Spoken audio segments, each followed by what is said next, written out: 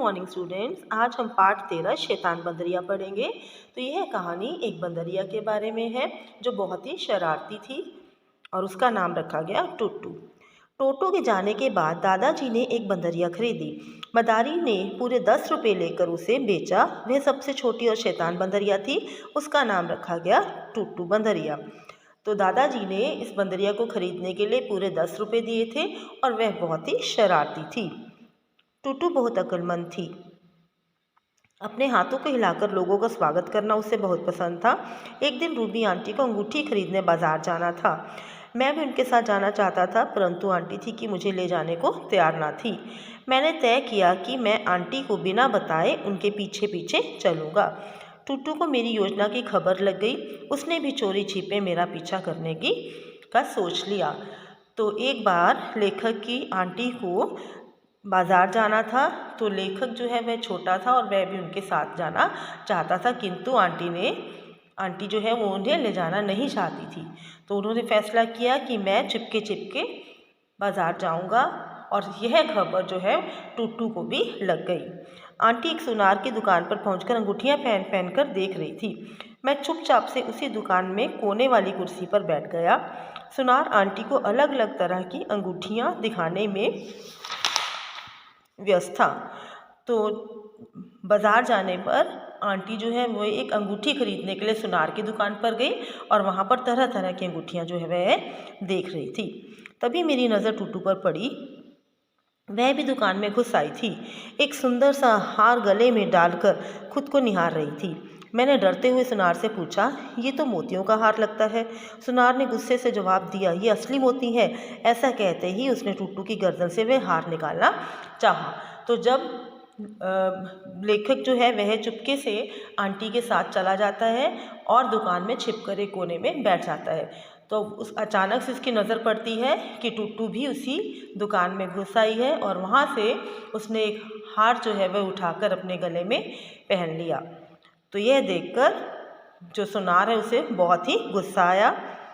तभी आंटी की चीख मेरे कानों में पड़ी, वह खतरनाक बंदरिया है। मुझे मालूम था यह लड़का उसे ले ही आएगा। जब तक मैं वापस पलट कर टुट्टू को देखता, वह तो मेरे पैरों के बीच से निकलकर भीड़ से भरी सड़क की तरफ दौड़ चुकी थी। अरे यह क्या! वह हार तो अभी भी उसके गले में था। मैं चिल्लाता हुआ उसके पीछे भागा, पर टुट्टू तो लोगों के कंधों और सिर से उछलती हुई बाजार में दौड़ चली थी। तो अब सब जो सुनार है उसने उसे हार छीनना चाहा, लेकिन टुट्टू जो है वो दुकान से बाहर भाग गई और जो उसे देखते ही सब लोग जो है उसके पीछे पीछे दौड़ते हुए चले। सुनार अपनी दुकान छोड़कर हमारे पीछे भागा। बाकी खड़े लोगों ने भी यही किया। शायद इसी को दादाजी भेड़ चाल में चलना कहा करते थे। टुट्टू ने स्कूटर और कार के ऊपर कूद कर अपनी गति और तेज कर ली थी। तो वह कारों और स्कूटरों के ऊपर से कूदती हुई आगे ही आगे बढ़ती जा रही थी और सभी लोग भी उसके पीछे पीछे उसे पकड़ने के लिए दौड़ रहे थे। यह अलग बात थी कि एक स्कूटर वाला अपना संतुलन खोकर किसी फल वाले के ठेले से टकराकर केलों के नीचे दब पड़ा था। इस बहाने टुट्टू को केला खाने का एक अच्छा मौका मिल गया था। तो जैसे ही टुट्टू जो है वो स्कूटरों और कारों के ऊपर से उछलती कूदती जा रही थी, तो एक स्कूटर वाला अपना संतुलन खोकर नीचे गिर गया और एक केले की रेहड़ी वाले के साथ टकरा गया और उसका सारे जो फल हैं वह भी नीचे गिर गए और तब उसे टुट्टू को एक केला खाने का मौका मिल गया। तभी टुट्टू ने एक छत से एक धोबी के घर छलांग लगाई।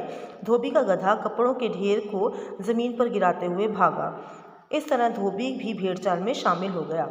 तो अब टुट्टू ने भागते भागते एक घर के ऊपर छलांग लगाई और वहाँ पर वह एक गधे से जा टकराई और उसे देखकर जो गधा है उसके जो कपड़ों का ढेर था वह भी ज़मीन पर गिर गया और वह भी भागने लगा।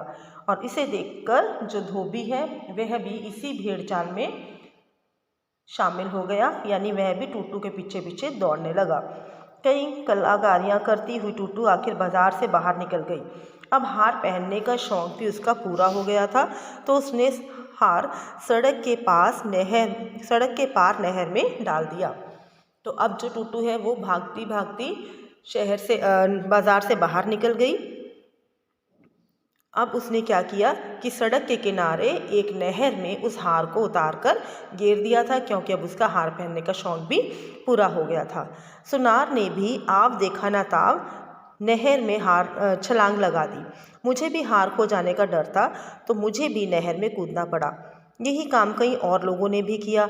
ऐसा लगता था मानो कोई खजाना ढूंढने की होड़ लग गई हो। तो जैसे ही बंदरिया ने उस हार को नहर में फेंका, तो साथ ही कई लोगों ने उस हार को पाने के लिए नहर में छलांग लगा दी। करीब 20 मिनट बाद रॉकी, मेरा दोस्त, चिल्लाया, मिल गया। कीचड़, काई और घास फूस से सना हुआ उसने वह हार सुनार को भेंट किया। मैंने राहत की सांस ली, कम से कम हार तो मिला। आखिरकार सब लोग अपने अपने काम पर वापस लौट आए।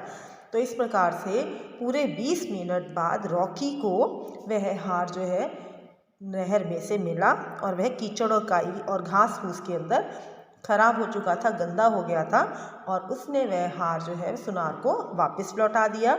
और तब सब ने जो है राहत की सांस ली, और वह हार जो है सुनार को लौटाने के बाद सब अपने अपने कामों पर चले गए।